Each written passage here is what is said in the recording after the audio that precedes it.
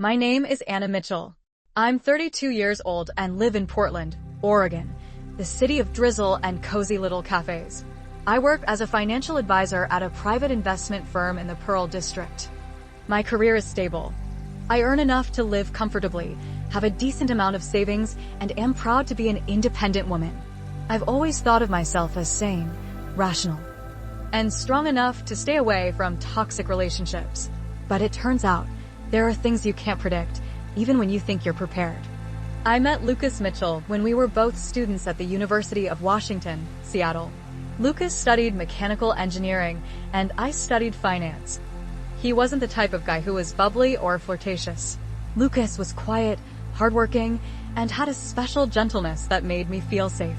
After 2 years of dating, we moved to Portland to work. Soon after, we got married, a small, intimate ceremony with just our families and a few close friends. I loved Lucas, and I believed that love was enough to get us through anything in life. But love, sometimes, isn't a shield that protects you from the pain. Lucas's family, the Mitchells, really impressed me at first. His parents, Robert and Carol, were both retired.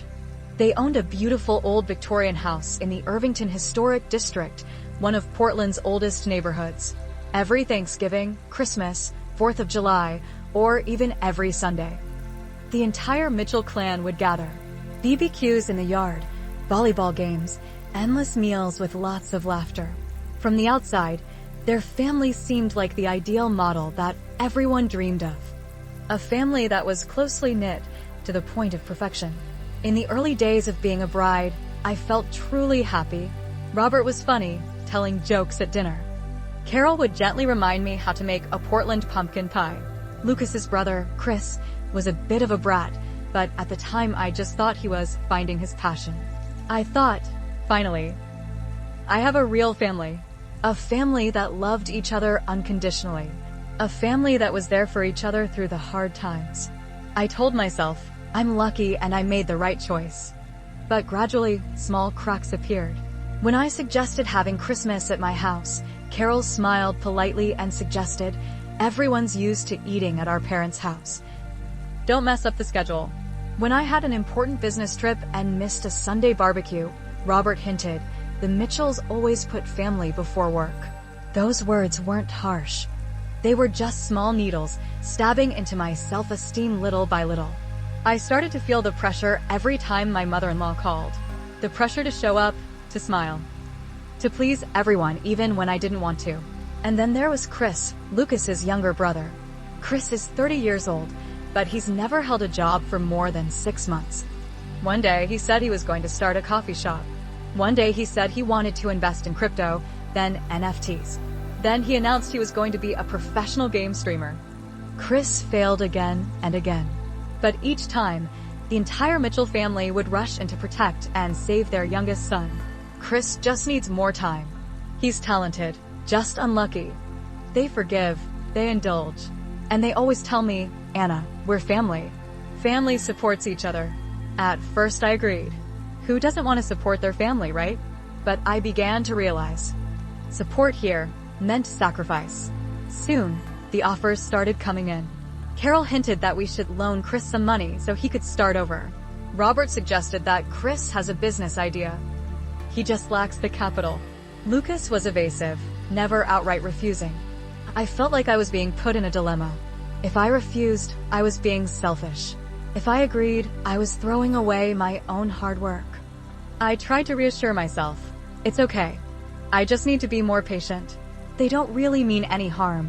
I repeated it over and over in my head, like a mantra to save my confidence.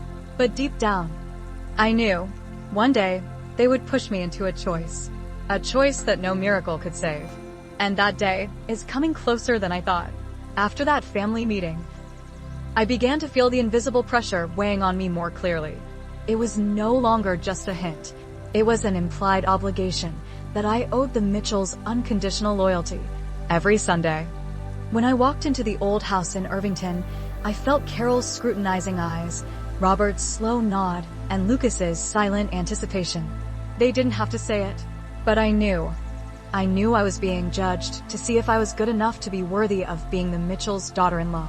One evening in May, while everyone was enjoying Carol's freshly baked cheesecake. Robert stood up and clapped his hands to call everyone's attention. We have some good news. Chris is going to start his own business. Everyone applauded. I smiled politely, not knowing what was going on. Robert continued, Chris has found a great investment opportunity, opening a cafe combined with the live stream studio. A very potential model in Portland. I felt something strange. Chris? A person who failed over and over again, now wants to start a cafe? Before I could ask, Carol spoke up, her voice sweet, but to start. Chris needs a small amount of initial capital, and we think Anna and Lucas, who are the most stable people, can help him. I was stunned. The whole room held its breath, waiting for my reaction. Lucas bowed his head, not looking at me. Carol smiled gently. It's just a small amount of support, Anna. We are family. We can't see our brother in trouble and not help. Robert interjected. Investing in Chris is also investing in the future of the Mitchell family. Rebecca, Lucas's wife, added, I think you should think bigger. One day, Chris will succeed. And the whole family will be proud. I felt surrounded. Every word was sugar-coated, but in reality it was a blunt knife cutting into my self-esteem. I clenched my fists under the table. This was not a proposal. This was an ultimatum in a sweet shell. If I refused, I would become an outsider, a selfish person, a person who doesn't know how to put family first. I looked at Lucas. He was still bowing his head, not standing by me, not protecting me. I wanted to scream, why me? Why should I sacrifice what I have worked so hard for?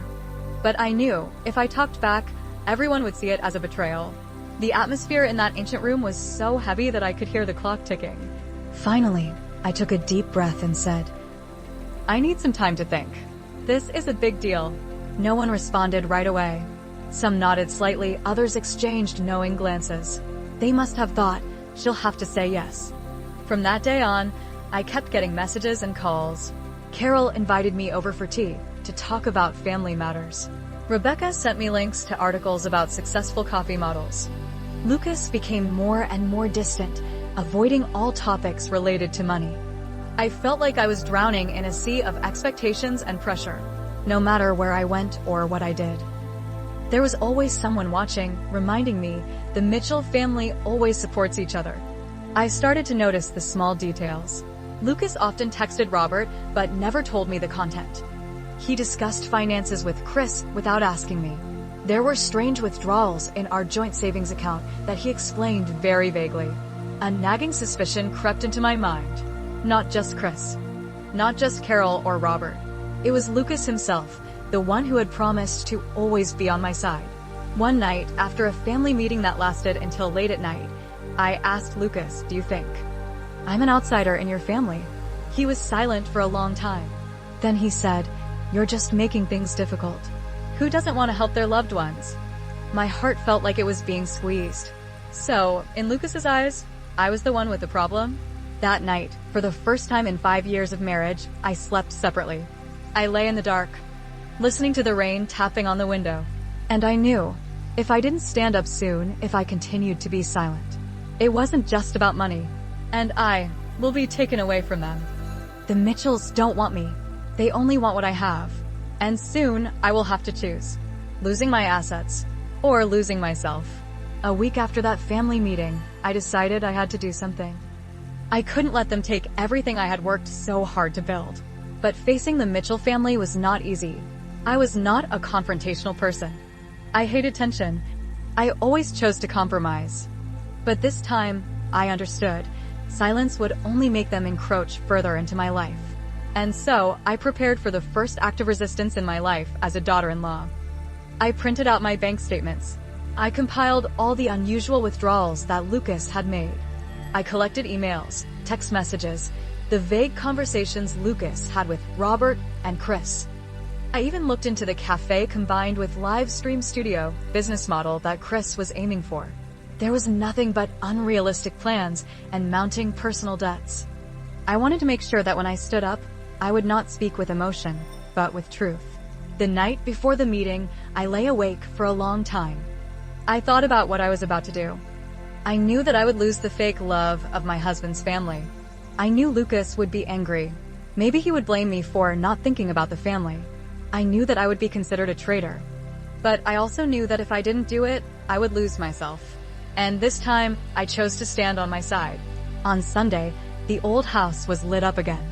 The atmosphere that day was unusual, silent, tense, as if everyone was waiting for a storm. I walked into the living room, holding a neat file in my hand. Carol greeted me with a cold smile. "Anna, I hope we can come to an agreement together today." I just nodded, not answering.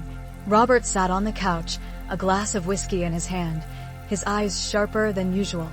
Chris sat on the sofa, pretending to play with his phone, but occasionally glancing at me. Lucas sat in the farthest corner, silent. I placed the file on the table in front of everyone. My voice was calm, but each word was sharp. "I have checked all of our financial transactions for the past 6 months." I opened the file, handing out each statement. Lucas has withdrawn a total of $45,000 from our joint savings account. Carol frowned. Robert crossed his arms. I continued. Most of that money was transferred to Chris, or used to pay off personal debts in Chris's name. I looked straight at Chris. "You call that temporary loans? So may I ask, how do you plan to pay it back?" Chris blushed, stammered. I'm in the process of preparing to open a restaurant." I nodded.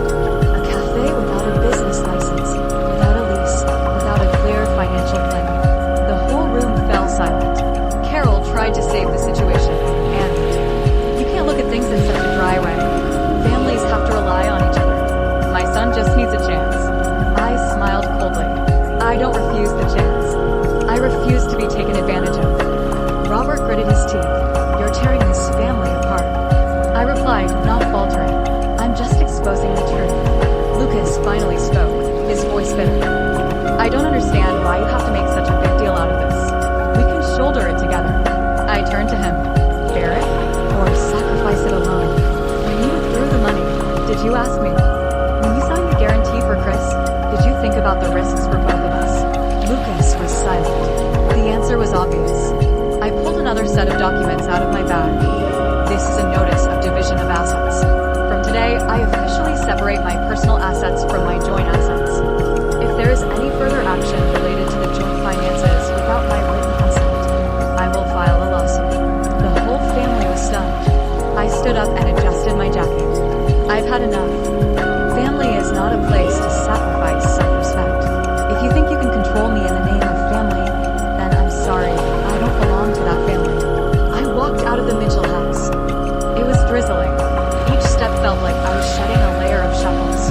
I looked up at the sky, letting the rain fall on my hair, on my face. But for the first time in years, I felt I was truly alive. After that confrontation, I thought I would feel relieved. But no, the emptiness was even heavier than before. I no longer believed in family parties filled with laughter. I no longer believed in Carol's warm hugs or Robert's reassuring pats on the back. I also no longer believed in Lucas, the man I once believed was my whole world. In the days that followed, Lucas became colder. He barely spoke to me, only short, curt sentences. He no longer hugged me before bed, no longer asked if I had eaten dinner. He treated me as if I had betrayed his entire family. I understood. In Lucas's eyes, I had broken the Mitchells' sacred support network. I had betrayed loyalty, something that was more important to them than the truth. One night, Lucas left his phone on the kitchen counter while he took a shower. The phone rang. A message popped up on my lock screen. "Don't worry. Everything is going according to plan. She'll cave." It was from Robert, my father-in-law. My hands were shaking. As planned? Caveat? I unlocked my phone. The password was the same, my birthday. How ironic. I went to my messages. My heart was pounding. There was a long thread of conversations between Lucas and his parents over the past several months. The messages were cold and calculating. They discussed ways to soften me. Suggestions for Lucas to slowly transfer the money so I wouldn't find out. Plans to use my savings to fund Chris's project. To make matters worse, I discovered a mortgage in both Lucas's and my names, which I had never signed. The loan had been used to secure Chris's real estate investment 6 months earlier. The amount? $120,000. If Chris went bankrupt, which was a near certainty, the bank would foreclose on the house I lived in. The house I had worked 7 years to buy. Sweat, tears, sleepless nights, everything at risk of being lost. And I had no idea. I sat on the floor, holding my head. Everything was spinning. I loved Lucas. I trusted him unconditionally. I ignored the times he was silent in front of my parents. I told myself he's just difficult.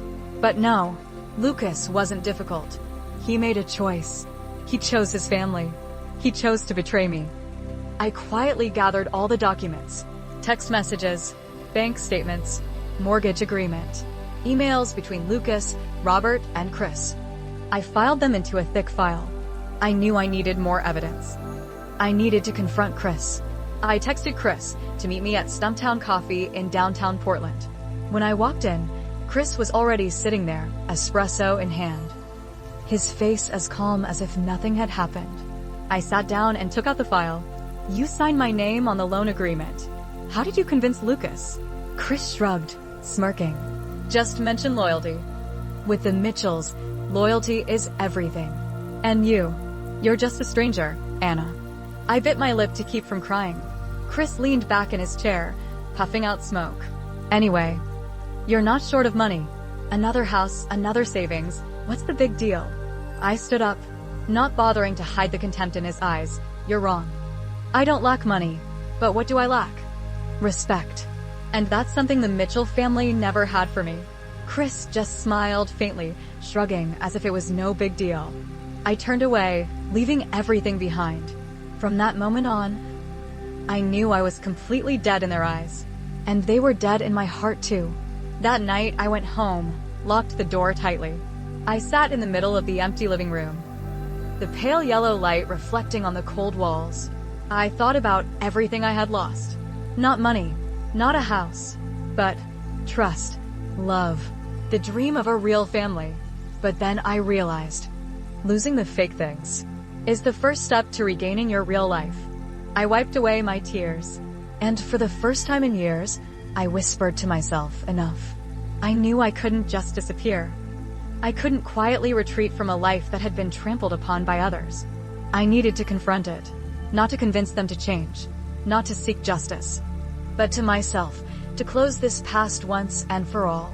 For a week, I prepared everything: bank statements, forged mortgage contracts, conspiracy messages between Lucas and Robert. I made an appointment with a lawyer, prepared divorce papers. I kept all evidence of financial fraud in case of litigation. I also hired a law firm that specialized in handling complex marital property disputes. No more dreaming, no more hesitation. I was going to enter this battle, no regrets. On Saturday night, I asked Lucas to summon the whole family to Robert and Carol's house. Lucas didn't ask why. Perhaps, deep down, he knew the final battle had come. As I entered the house, the air was thick. Robert crossed his arms, his eyes wary. Carol sat by the fireplace, her expression stony. Chris snapped his fingers on his phone, trying to look indifferent. Lucas stood silently in the corner of the room, his eyes averted. I put the thick file down on the table in the middle of the living room. Without beating around the bush, I said, "I know everything." I flipped through the documents page by page. White heavy checkmark bank statements proving Lucas and Robert had secretly withdrawn money. White heavy checkmark text messages between Lucas and his parents to trick me into signing the papers. White heavy checkmark a fake mortgage contract with my signature, forged in a sophisticated way. I didn't need to scream. I just needed the truth, and for them to face it themselves. Robert stood up. "You don't understand. Families are supposed to support each other. We're doing this for Chris." Carol also interjected. Her voice choked. "Anna, you're too stubborn. The Mitchell family always protects each other." Chris smirked. "You value money more than family." No wonder. Lucas, still silent, did not stand by me.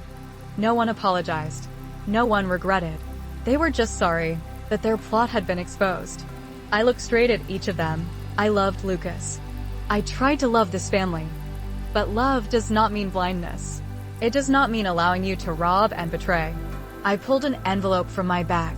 White heavy checkmark divorce papers signed.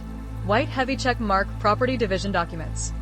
White heavy check mark financial fraud complaint, in case they try to fight. I placed it in front of Lucas. You have 48 hours to sign. If not, my lawyer will see you in court. Lucas turned pale. Robert roared. You won't find anyone better than my son. I smiled coldly. I'd rather be alone than with people who see trust as a bargaining chip.